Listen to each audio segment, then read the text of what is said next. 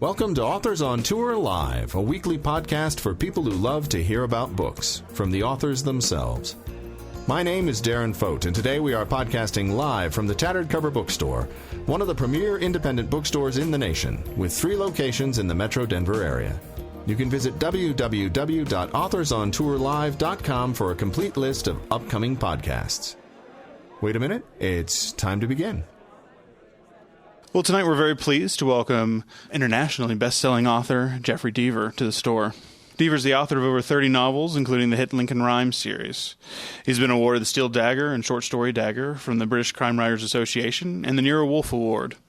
His novels have appeared on bestseller lists all over the world, and we are thrilled to have him tonight to discuss the latest in the Lincoln Rhyme series, The Still Kiss.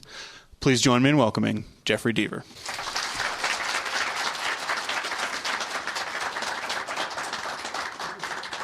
Well, thank you, Michael, and thank you to the Tattered Cover, wonderful independent bookshop, and guests and friends. I have written about 37 novels, 80 short stories, a teleplay, a nonfiction law book, a radio play, a country western album, various critical types of nonfiction. But there's one thing I have not tried when I write: plagiarism. And that's what I'm going to do tonight.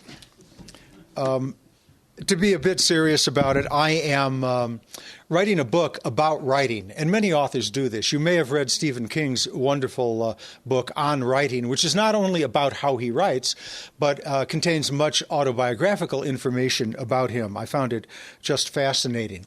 And I've been compiling for this book quotations by other authors, people who are far more articulate and insightful than I, but I do attribute them, so probably that isn't technically plagiarism. But I do a lot of cut and pasting. I have to digress for just a moment. I teach courses in writing, and when I talk about editing your manuscript and refer to cutting and pasting, there are some people, generally younger, who don't know that that's what we really did when we wrote our first book. It involved the magic tape, which you could see through and write on a little bit better. I rewrite so much. I had pages that were that thick, pasted over. Anyway, I digress, something I tell my students never to do. What I'm going to do tonight is run through probably 8 or 10 chapters of the book. Don't panic. These are excerpts. You'll be out of here before sunrise, if any of you aspire to the vampiric qualities of life. But whether you are writers, and I know some of you are, and whether you are aspiring writers or simply fascinated with these miraculous little things we see around us here, books, and I know you are because you're here watching me, and not what's going on at that damn debate, right? Unless you all sneak out early to go see it. You may find these remarks interesting and helpful. Before I begin, however, I have to offer 2 quotations from what I would call devil's advocates. First, from Lillian Hellman. If I had to give young writers any advice about writing, I would say, do not listen to writers giving advice about writing. The second is from Somerset Maugham, who said, there are 3 simple rules for writing a great novel. Sadly, no one knows what they are. With all respect to these fine, if very different writers, I disagree. I think it is possible to learn the craft of writing. And given a certain desire and the willingness to roll up your sleeves and do a lot of work, you can be a successful author.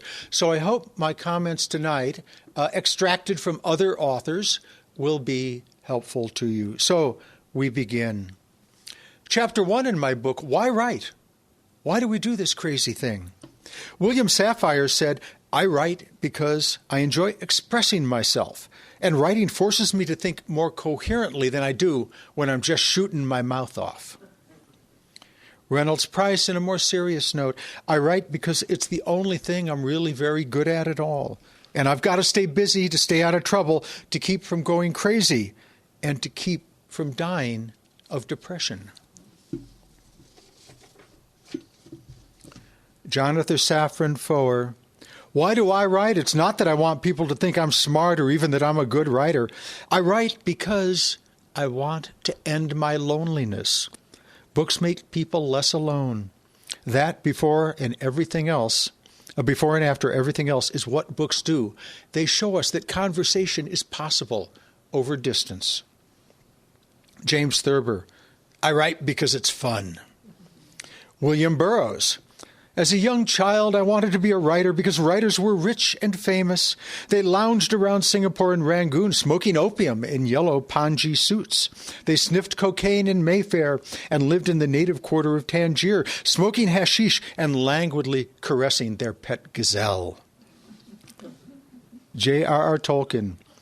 I've claimed that escape is one of the main functions of the fairy stories, such as I write, and since I don't disapprove of that, it's plain that I don't accept the tone of scorn or pity with which escape is now so often used. Why should a man be scorned if, finding himself in prison, he tries to get out and go home? As for myself, why do I write? I can sum it up in one word: nerd. I was a nerd when I was growing up. A Leave It to Beaver kind of nerd. I said that once in an event, and pleased to see that I had an audience of some young people. This young girl came up afterwards and said, "Leave It to Bieber? I know a lot of his songs, but I don't know what that was about." I had to disillusion her. First I was going to say, ask your parents about it. Then I said, no, ask your grandparents about it. No, I was a nerd. I had no talent for sports whatsoever, but I was drawn to books and to writing. I knew there was something special about these books. I knew there was something about stories. We've listened to stories for thousands and thousands of years. You know, novels are very, very new in culture and society, but storytelling goes back since the dawn of humankind. And I knew at a young age I wanted to share stories. I wanted to create stories. I wrote my first novel when I was about 11 years old. It was really a short story, but to me it was a novel. And I thought it was a good thing.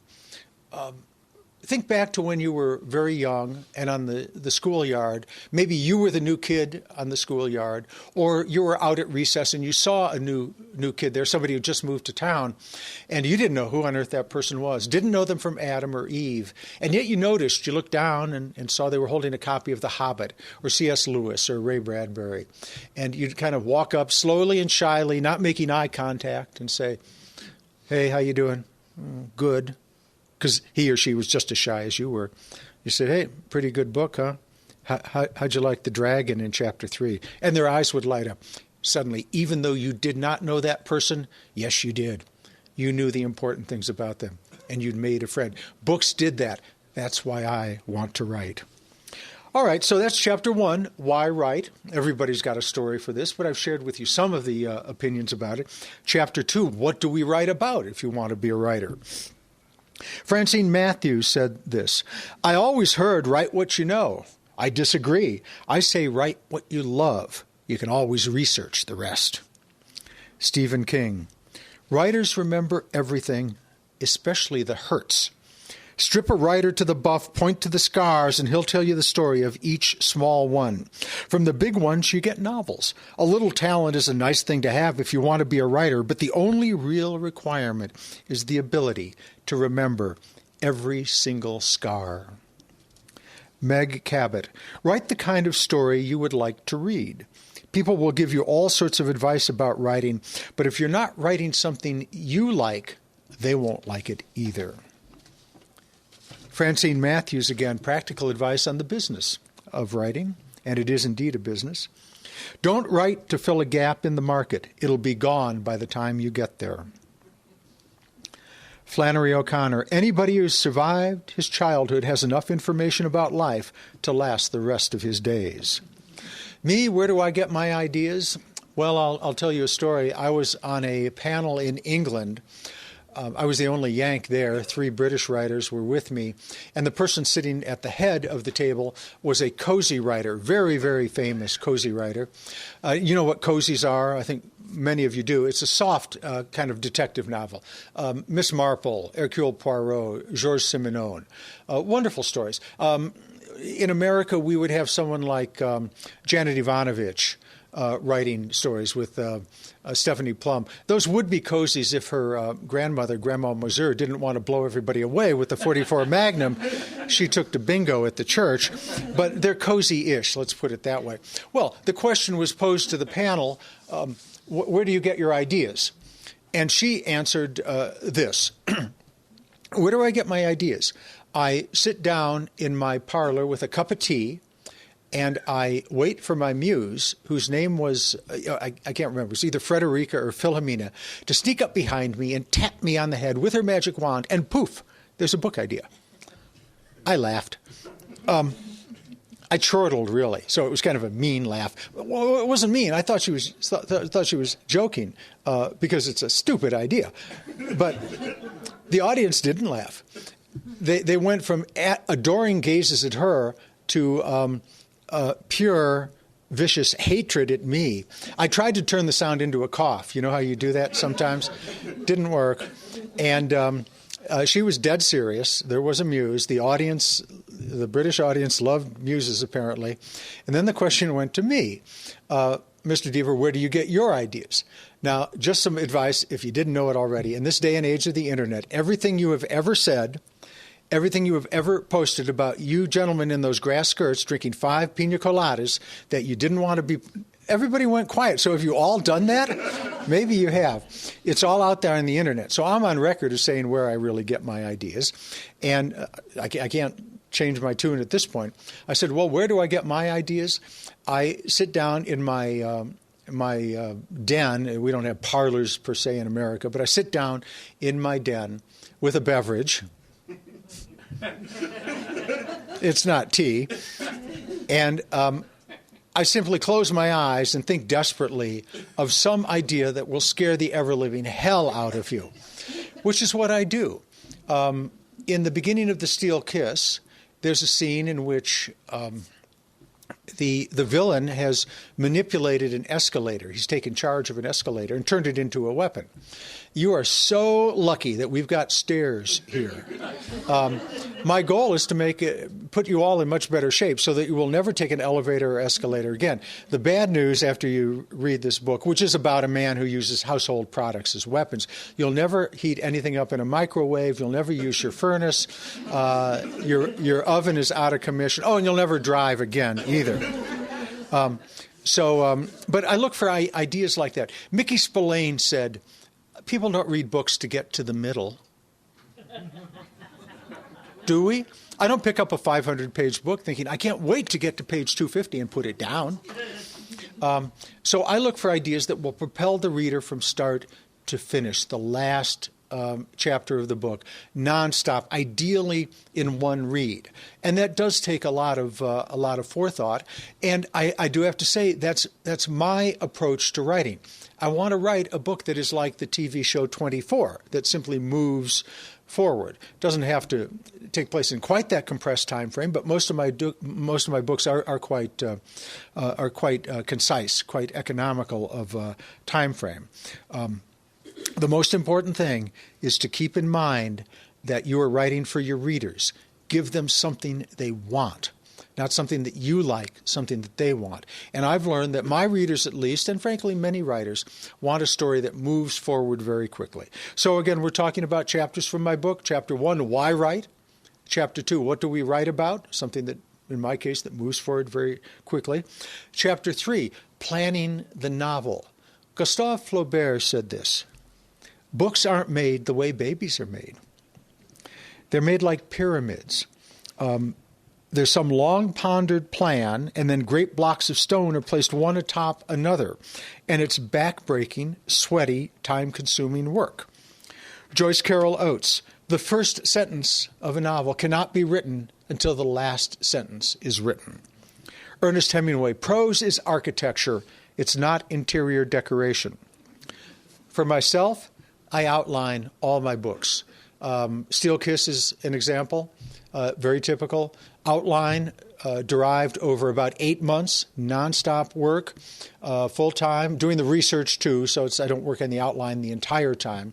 But it is a full-time effort getting the structure of the story down. That outline ended up being about 120 pages. Sometimes they're longer, sometimes they're a bit shorter, but I make sure that the outline is completely finished before I write. Well, why? That's insane, you think, right? Would you get on an airplane that had been built like this? The designer calls up Fred's airplane parts company and says, Joe, deliver me a bunch of parts and I'm going to try to make an airplane. So he gets this big pile of wings and ailerons, whatever an aileron is, and video games like the pilots play in the cockpit and stuff like that. No, you don't worry about trays and cup holders because the airlines don't give you any food anyway anymore. And he just starts putting this stuff together. No, there are engineering diagrams, computer models. When the test pilot gets on the airplane for the first time, he doesn't do this. I'm a Presbyterian, so I probably got that wrong, but you know what I'm saying. He doesn't say, I hope I make it. He knows he's going to make it. Why should a book be any different?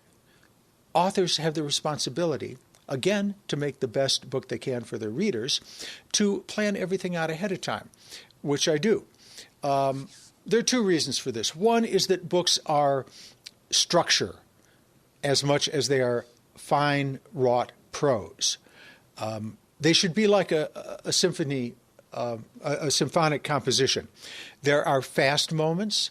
There are slow moments, vivace, adagio. There's a big crescendo at the end, the ending of a book. There is a coda at the end, kind of a reconciliation, a quiet reconciliation of all the plots. Symphonies excite us. I don't listen to Schoenberg. I don't listen to John Cage. I listen to Mozart. I listen to Beethoven. And I think more people do. I think that resonates with us. I think books should do that as well. Classic structure. Outlines let me do that. There's a second reason outlines are important. You don't have to raise your hand, but simply ask yourself this. Have I ever read a book that should not be written? Yes, I guarantee I'll answer for you. Imagine this scenario. You come up with an idea for a first chapter that is just bang up, top-notch, exciting. You sit down and you write that without knowing where you're going, but you write a really good first chapter. And then maybe you write a really good second chapter. And then you're not quite sure where it's going, but the third chapter is pretty decent. And then the fourth is okay. And then the fifth, bang, brick wall. And you're not sure what on earth you're going to do. Not to say it's not a great first chapter. Probably is. But you think, well, maybe let me think about it. And suddenly you realize, well, I don't know what to do for the middle of the book, the infamous middle of the book. And you have no idea what the ending is going to be at this point. At that point, you have two choices. One is the morally honest choice, the intellectually courageous decision, throw it out. Don't save chapter 3, which is an okay chapter 3, because if you wrote an okay or good chapter 3 for a bad book, you can write a really good chapter 3 for a good book. Throw it all out and start over. Or you can take the lazy person's approach. Keep those 300 pages of prose that you've already written, tack on an middle where nothing happens, add a deus ex machina ending where readers are going to say, oh, give me a break. This couldn't possibly happen. We never met the killer. Where's he coming from? Walking out of a closet now? That's ridiculous. And you have wasted your time. You've wasted your reader's time, which is a far more grievous sin. If, however, you start outlining first, you spend a month, 2 on the outline, you get 30 pages of outline, and you come to the part where you see, there's no middle here. There's no end. Why? Because it's a stupid idea for a book. It may be a wonderful opening chapter, but that's an exercise in writing. That's not a book. Crumple up 30 pages of outline and start over. See how easy that is? I speak from experience. I have done both of those. It's far easier to throw out an outline, of which I have discarded many, because it was clear it wasn't going anywhere, but much easier to discard that than it is the book. I do have to add now, in fairness, since I'm quoting other authors, George R.R. Martin, author of the wonderful Game of Thrones series, said this, and I have to paraphrase because I don't recall, but he said in exact opposition to both Flaubert, and since I can put myself in that category, and me, Martin said, writing a book is not architecture, it's gardening. You plant the seed and have a rough idea of what is going to flower, and you nurture it, and you water it, and you give it sunlight, and you may trim it, but it's not really your creation. It's something that comes from somewhere else. I disagree. We cannot argue with Martin's success, but there's nothing more subjective than writing. I am comfortable doing an outline, and I firmly recommend it if you want to proceed having a career at this crazy business. Okay, so what we've done so far is talk about why to write, where do we get our ideas, planning the novel. Now chapter 4 is writing the novel itself. Nathaniel Hawthorne said this, a writer's words should dissolve into pure thought, meaning that you don't look at a paragraph an author has written and say, oh, that is pyrotechnic writing. I get a chill reading that wonderful style. Oh, what did it mean? The words should vanish, and the idea that the author is trying to convey should be absorbed in the reader's mind. Stephen King, some practical advice. Any word you have to hunt for in a thesaurus is the wrong word. Mark Twain, the difference between the almost right word and the right word is the difference between lightning and lightning bug. From the inimitable literary thinker, Dr. Seuss. It has often been said there's so much to be read, you can never cram all those words in your head. So the writer who breeds more words than he needs is making a chore for the reader who reads. That's why my belief is, the briefer the brief is, the greater the sigh of the reader's relief is. And that's why your books have such power and strength. You publish with shorth. Shorth is better than length.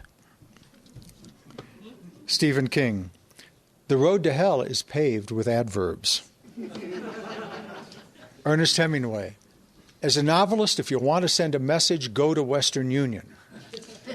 Now we have a little gender divide here as well, because I have said that in various events, and people have, generally younger people, have said, what's Western Union? So I said, if Hemingway were alive now, okay, he would say, if you want to send a message, send a tweet, put it on Facebook, or put it on a blog post. Mark Twain, a successful book is not made of what is in it, it's made of what is left out. Richard Price, don't write about the horrors of war. Write about a child's sock burning in the middle of the road.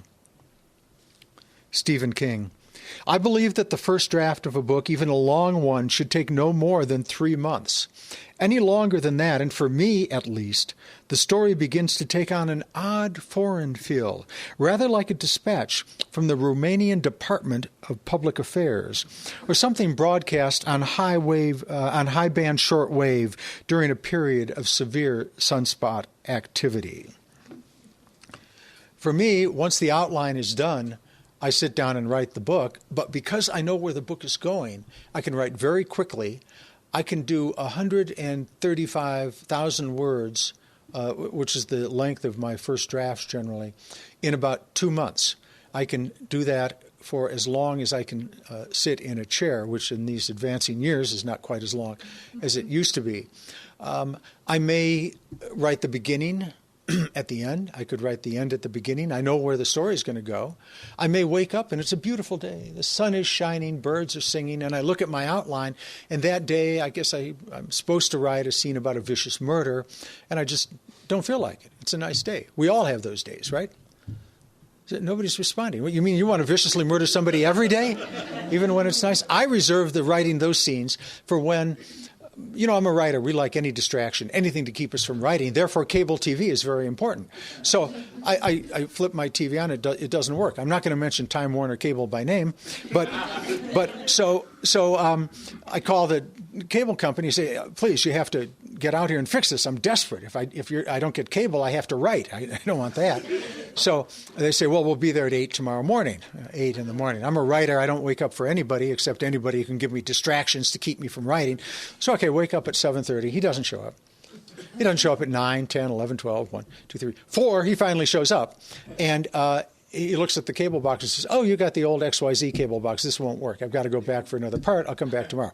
Those are the days I want to kill somebody viciously. And guess what the name of the victim is and what cable company he works for. But you see what I'm saying? You can create the prose very, very quickly. Bang it out because you know where it's going to go. I will say this, too, because we're talking, this is chapter 4, about writing the book itself. Don't try to be something you're not. Good lesson in life, right? Especially true when you're writing. I am a very pedestrian writer. My prose, and I think many of you have read my books, the prose is what I would call meat and potatoes prose, 25-cent prose, not $5 or $10 prose, because I, for one thing, was trained as a journalism, but also I kind of grew up that way. I grew up reading nuts and bolts books. People like Agatha Christie, Conan Doyle, and those books are not really stylistically brilliant books. They're not like Cormac McCarthy or Don DeLillo or Jonathan Franzen or Annie Proulx, who are wonderful stylists. Or poets, but they're very, very functional writers, and I think that's important. As Nathaniel Hawthorne said, words should dissolve into pure thought. But occasionally I've gotten into my head, it makes me mad. I think, I wish I were a better writer, better stylist. So I will try to emulate someone to disastrous results. You have learned your writing style by 8th grade. You're going to learn more words. You're going to be more intelligent. You're going to be more discerning over the years. But your writing style is pretty much set by the time you're a freshman or sophomore in high school. So don't try to be something you're not. Bang out the first draft. And now we come to chapter 5, editing and revising. Ernest Hemingway. Excuse me. Ernest Hemingway. There are no great writers. There are only great rewriters. Elmore Leonard. If it sounds like writing, I rewrite it. Stephen King, when your story is ready for rewrite, cut it to the bone. Get rid of every ounce of excess fat. This is going to hurt. Revising a story down to its bare essentials is always somewhat like murdering children, but it must be done. That's Stephen King. I like to think he was referring to cutting the book, but did I mention it's Stephen King? For myself, I rewrite 50 times, banging out those pages very, very quickly. The 130 some odd 1,000-word manuscript is two things. One, it's too long, and it's very badly written because I banged it out very quickly. Not to despair at all. You should recognize that there are faults, and you simply sit down and rewrite. 50 rewrites. I'm excessive about that, I admit, as I am with my outlining, but that's just the way it is. That's what works for me. I do half of those rewrites on the computer because it's very easy then to globally search and replace if you want to change a character's name. You don't have to look for it on the printed manuscript. But be rather careful about that. Let's say you have a character named Frank, and you say, "Oh, that's a name I don't like. It's too common. I'm going to change it to Harry." And so type it in. So Frank becomes Harry all the way through. That's fine. But you have to be kind of careful because think back to Gone with the Wind and remember that famous line, "Harrily, my dear, I don't give a damn." Computers can outsmart us, so just be careful when you do that search and replace thing. You may want to change chapters. You may want to cut out a whole thing. Computers are wonderful for that, but screen reading is very different from paper reading. I do not believe that this is anecdotal by any means, because I will have read a paragraph 50, 60, 100 times on the screen. Then when I print the book out to do the last 50 or last 25 edits on paper, I see things I miss. It happens. And I don't mean just typos, although that's true too. I mean conceptual problems. Word repetition that is not such good style. You don't want to repeat the same word over again too close to itself. When you print it out in paper, you see those mistakes, and you absolutely have to do that. In the same way that reading an ebook is a different experience from reading a paper book. They're both valid. I read a lot of ebooks. I was flying in today from Atlanta reading an ebook. I probably would prefer a paper book. I get more out of it that way. I like the experience. But it's reality. Ebooks are with us, and they're very helpful and good for some things. But edit your final drafts on paper. All right, Chapter 6, writer's block. And don't worry, I'm not looking to see if my Hollywood agent is called and he's more interesting than you are. I'm simply checking the time. Have you ever, anybody here have kids, and you say something like, well, we're going to turn clockwise now? What's that? What's that? No, digital wise, that's what they understand. I'm going to talk now about everyone's favorite writer's block. And this is a quotation, but I'm not going to give you the writer at first. You've got to see if you can figure this one out. For writer's block. It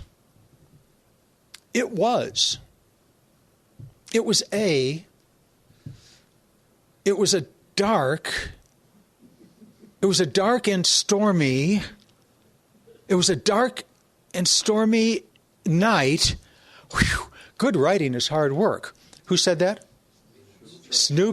Charles Schultz. Snoopy the beagle with Woodstock, his muse sitting on his shoulder. Jack London, you can't wait for inspiration. You have to go after it with a club. Terry Pratchett, there's no such thing as writer's block. That was invented by people in California who can't write. Douglas Adams, I love deadlines. I like the whooshing noise they make as they go by. Larry Kahaner, I don't believe in writer's block. Do doctors have doctor's block? Do plumbers have plumber's block? No, we all have days when we don't feel like going to work, but why do writers turn it into something so damn special by giving it a faintly romantic name? For me, I agree with all of those. There is no such thing as writer's block, but there is idea block. And if you come up with an idea and start your outline, as I'm telling you, you all should do, you may very well find out that you get to a certain point and there really is not going to be a resolution to that story. Now, when I'm doing my outline, I may come to that middle part of the book, and I'll have the post-it up that says something important has to happen here. But you don't know what it is. Well, don't give up quite so quickly. Jump 3/4 of the way through the middle of the book and say, murder here. Clue to the murder earlier in the book, another post-it note. That may inspire you to go back to that middle part. You may have an inspiration for the end of the book and put a post-it note there saying, turns out the butler did it. Okay, I need a butler. Okay, I'll introduce somebody who's a butler, but we don't know he's a butler, but he's very good at polishing silver, so that's a clue that he might be a butler. And, you come up with ideas that may fill in the book, but may not. And if, in fact, you are stymied, that's a book that gets to be thrown out. But if you think it's a pretty good idea, you can work through that block. But it's an idea block. It's not a writing block. If you have the outline done, you can write a book. Everybody in here can do that. Okay, so we've been talking about the structure of writing a book, revising it, dealing with writer's block. Now we have Chapter 7, Critics and Rejection. Sebastian Junger. I wrote my first novel in 7th grade, longhand in a green composition notebook. My teacher read it aloud to the class, page after page. No wonder I didn't have any friends. Neil Gaiman. Remember, when someone tells you that something in one of your books doesn't work, he is almost always right. When he tells you how to fix it, he's almost always wrong. David Mitchell. If you show someone something you've written, what you're doing is giving them a sharpened stake, lying down in your coffin and saying, whenever you're ready. Saul Bellow, I discovered that rejections are not altogether a bad thing. They teach a writer to rely on his own judgment and to say in his heart of hearts, to hell with you. For myself, I have had hundreds and hundreds of rejections. The worst being, I think, when I got back a manuscript in a self-addressed stamped envelope, which you as writers or some of you as writers are very familiar with. You send that to the publisher with your manuscript in an envelope as a courtesy so they can send you back either a bag of gold and a contract or your manuscript. And I opened it up, and my manuscript had been dropped on the floor. There were footprints all over it, cigarette butts, because that was the day when you could still smoke in the office.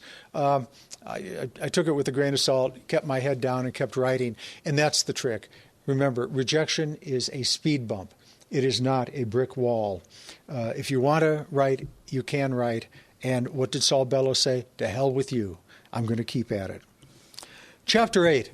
I think after all this angst and drama, we need a humorous interlude. Famous rejection letters. I'm sorry, Mr. Kipling, you just don't know how to use the English language. Your poems are quite as remarkable for defects as for beauties and are generally devoid of pure poetical qualities. To Emily Dickinson. It would be in extremely rotten taste, to say nothing of being horribly cruel, should we want to publish this novel, Mr. Hemingway. Overwhelmingly nauseating, even to an enlightened Freudian, the whole thing is an unsure cross between hideous reality and improbable fantasy. It often becomes a wild, neurotic daydream. I recommend that this manuscript be buried under a rock for 1,000 years. Nabokov's Lolita. I'm sorry, it is impossible to sell animal stories in the United States. Animal Farm by George Orwell. This book will set publishing back 25 years. Deer Park, Norman Mailer. The author of this book is beyond psychiatric help, J.G. Ballard. For your own sake, sir, I beg, do not publish this novel, D.H. Lawrence, Lady Chatterley's lover. You'd have a decent book, sir, if you got rid of this Gatsby character. And my favorite of all time, first, I must ask, does it have to be a whale? Yes, indeed. Herman Melville got some rejection as well. Well, we're going to jump to chapter 10 now, the last chapter in the book. And this is sort of the conclusion, the joy of writing. Truman Capote said this, to me, the greatest pleasure of writing is not what it's about, but the music the words make. Ray Bradbury said, writing, I've never worked a day in my life. The joy of putting words on paper has propelled me from day to day and year to year. And Julie Meyerson said this, and it's a wonderful conclusion. Writing gives me such enormous pleasure, and I'm a much happier person when I do it. Writing feels like something I simply could not live without. It's a joyous thing. I feel lucky to be paid to do it, certainly, but even if I'd never been published, I think I would still and always be writing. Now, these are just a fraction of the thoughts that writers have shared about the craft of telling stories.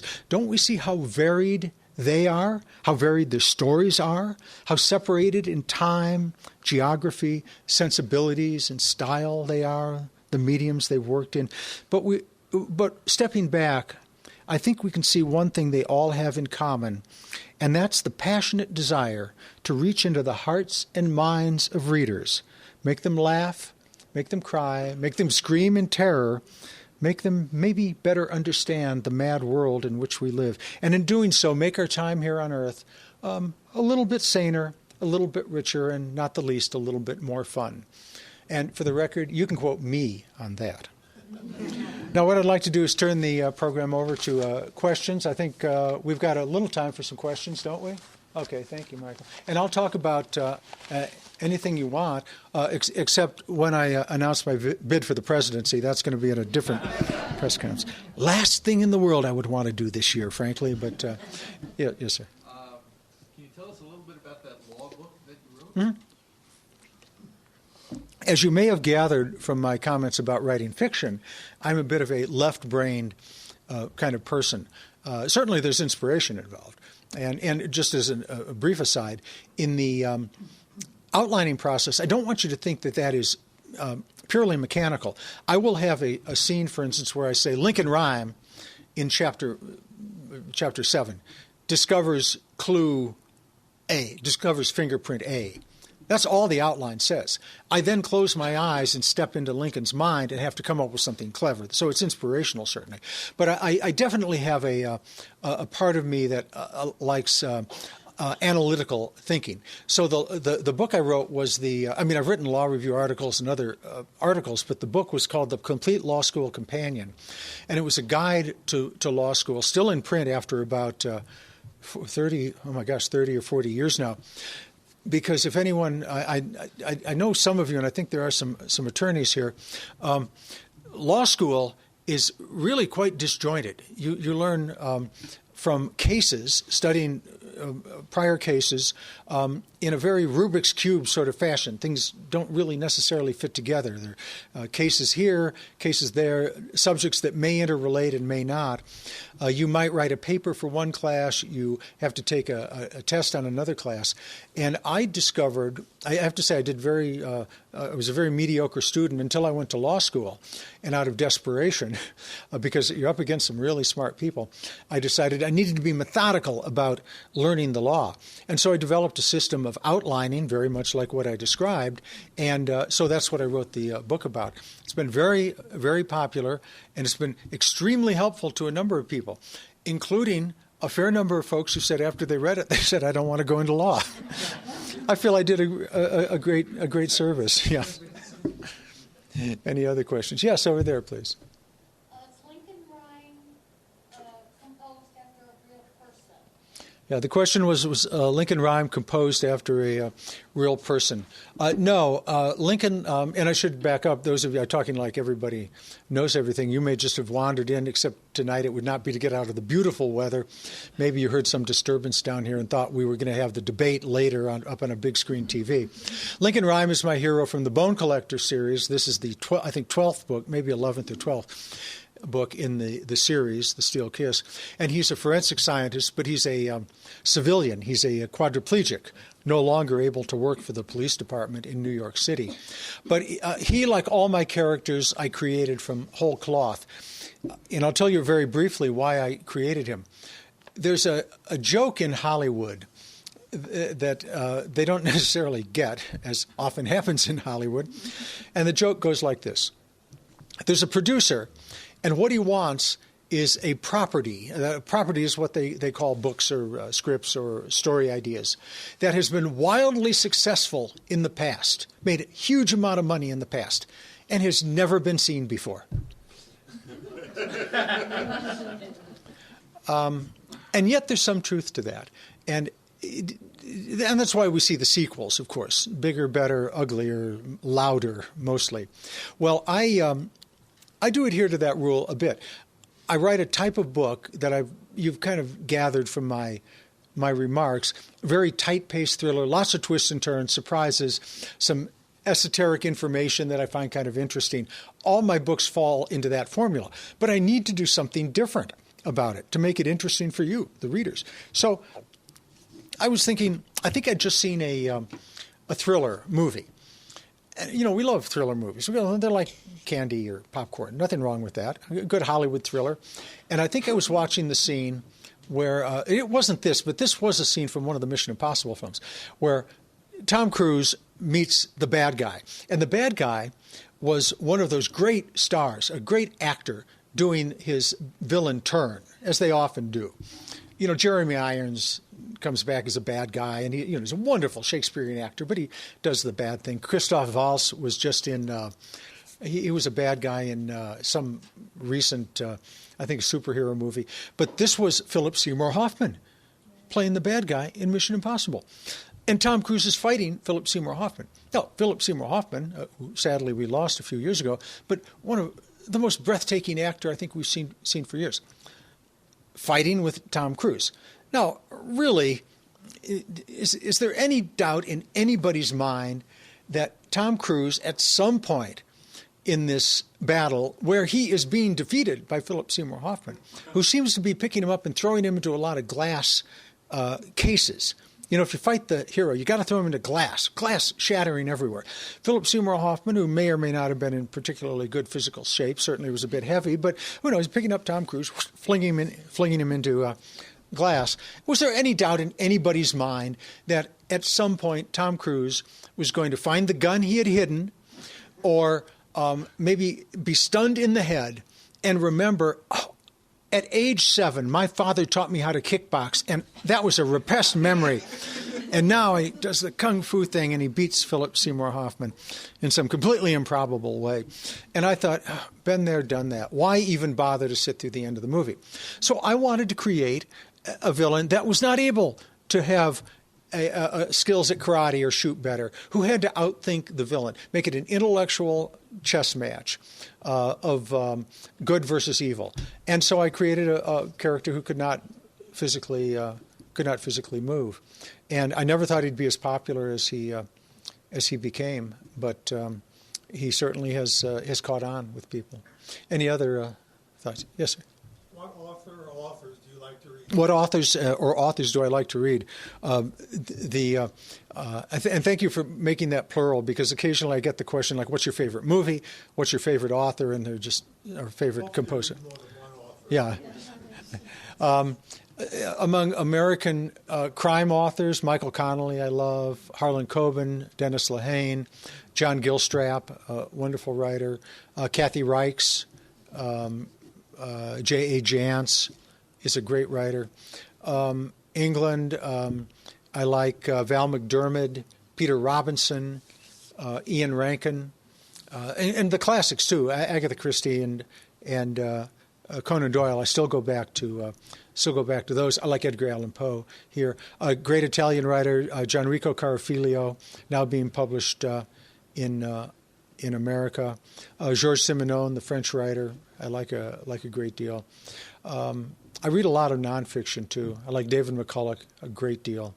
Eric Larson, of course.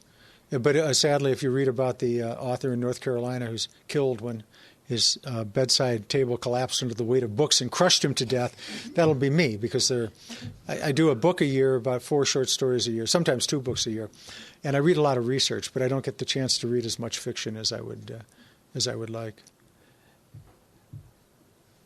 Any other questions? Sure, we'll take one more. Catherine Dance. I love how that kind of came about, that there's that kind of crossover between her and Lincoln. Yeah, the question was about Catherine Dance. Catherine Dance is the protagonist of my second series set out in California. And she was I guess I call it a calculated decision on my part. She is an interrogation expert working for the California Bureau of Investigation. And I introduced her in The Cold Moon, which was a Lincoln Rhyme novel, with the possible intent of breaking her off, giving her her own series. And so she and Lincoln work together to solve a crime. They are diametrically opposed of crime-solving skills. He is, of course, a forensic scientist, distrusts people and what they say. She's very skeptical of forensics, which can lie, of course, and can be planted, and she believes the human mind. She can get to the inside of that.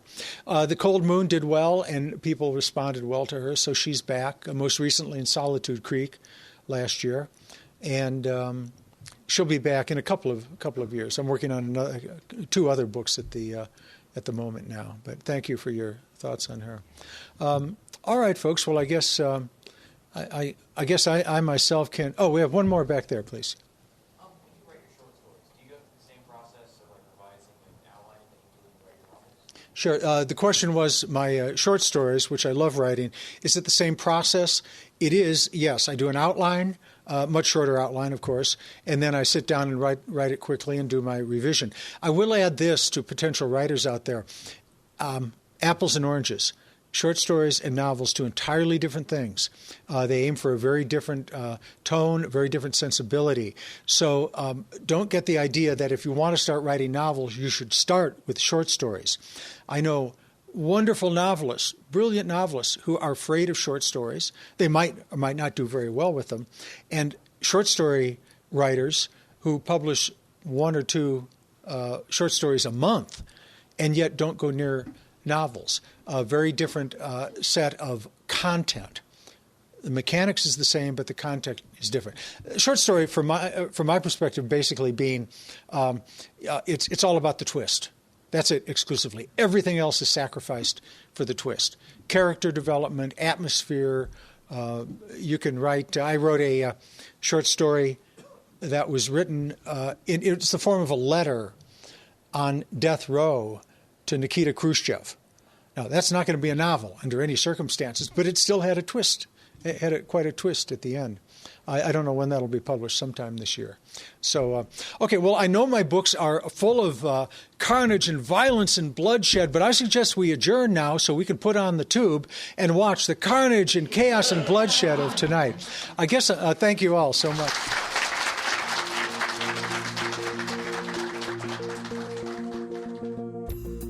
That's all for tonight's Author on Tour. I'm Darren Foden. We have been podcasting live from the Tattered Cover Bookstore in Denver, Colorado. Stay pod tuned in the coming weeks as we podcast Authors on Tour.